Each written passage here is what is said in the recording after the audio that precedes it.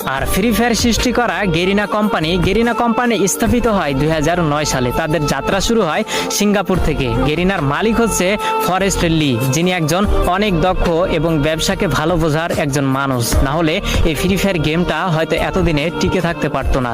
তো 2009 সাল থেকে গেরিনার যাত্রা শুরু হলেও তারা কোনোভাবে কোনো গেমে সাকসেস পেল না, সবকিছুতেই তারা ফেল হয়ে গেল। একের পর এক ভিডিও গেম রিলিজ করেও মানুষের মন জয় করতে পারছিল না। তো 2014, 15, 16 সালে গেরিনা বেশ কয়েকটি গেম মানুষের সামনে উপস্থাপন করে, কিন্তু এত পরিমাণ ভালোবাসা এবং এত পরিমাণ জনপ্রিয়তা পায়নি গেরিনা কোম্পানি ওই অন্য গেমগুলোতে। কিন্তু সবকিছুতেই একটা টার্নিং পয়েন্ট থাকে, যেটা 2017 সালে গেরিনা কোম্পানিকে তাদের মোড় ঘুরিয়ে দিয়েছিল। যেহেতু 2017 সালে শুধু পাবজি গেমটাই ব্যাটল রয়্যাল গেম ছিল এবং মানুষের মাঝে উৎপত্তি হয়েছিল একটা বিশেষ গেম হিসেবে, সেহেতু গেরিনা কোম্পানির মালিক ফরেস্ট লি ভাবলো কেননা মোবাইলের জন্য একটা ভালো গেম উপস্থাপন করা যাক বা মানুষের সামনে ছড়িয়ে ফেলা যাক, যার হাত ধরে কয়েকজন টিম নিয়ে এই গেমটাকে তৈরি করার কাজ শুরু করা হলো।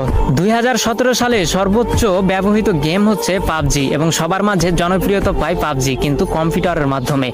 ফোনের মাধ্যমে এই পাবজি গেম এতটা জনপ্রিয়তা পায়নি। সেই সুযোগটাকে কাজে লাগিয়েছে গেরিনার কোম্পানির মালিক ফরেস্ট লি তৎক্ষণাৎ ভেবে উঠলো যে মোবাইলের জন্য একটা গেম তৈরি করা যাক, যে গেমটি অনেক কম দামি ফোনেও যেন সাপোর্ট খায়। তো যার জন্য কয়েকটি টিম গঠন করে গেরিনার কোম্পানি ফরেস্ট লি কাজ করা শুরু করলো। 2017 সালের প্রথম দিকে এই ফ্রি ফায়ারটাকে তৈরি করা শুরু করলেও 23 আগস্ট 2017 সালে এই গেমটাকে পুরো বিশ্বে ছড়িয়ে দেয় গেরিনা কোম্পানির মালিক ফরেস্ট লি, যেটি একটি সিঙ্গাপুর কোম্পানি এবং সিঙ্গাপুর থেকে এর হেডকোয়ার্টার এবং পুরো গেমটাকেই পরিচালনা করা হয়। তো 2017 সালে যখন সাধারণ মানুষ সাধারণ ফোনে এই গেমটাকে খেলতে পারতো, তখন পাবজির জনপ্রিয়তা ধীরে ধীরে কমতে শুরু করলো এবং যেহেতু কম দামি ফোনেও ফ্রি ফায়ার গেমটাকে খেলা যেত, যার জন্য সবাই এই ফ্রি ফায়ার গেমে ঢুকে পড়লো। তার দেখা দেখি পাবজিও 1 বছর পরে তাদের মোবাইল ভার্সন বের করলো, কিন্তু অনেকটা দেরি করে ফেলেছিল পাবজি, কারণ সাধারণ মানুষের মনে এই ফ্রি ফায়ারটা অনেকটাই জায়গা করে নিতে পেরেছিল।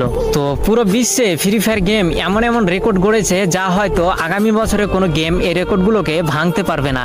তেমনই দুটি জনপ্রিয় রেকর্ড হচ্ছে 2019 সালে সর্বাধিক প্লে স্টোর থেকে ডাউনলোড করা গেম হচ্ছে ফ্রি ফায়ার গেম, যার জন্য প্লে স্টোর থেকে তাকে অ্যাওয়ার্ড দেওয়া হয়, এবং 2020 সালে দৈনিক 80 মিলিয়ন অ্যাক্টিভ ইউজার এই গেমটি অর্জন করে ধরে রাখতে পেরেছিল, যার জন্য এটি একটি বিশ্ব রেকর্ড হয়েছিল।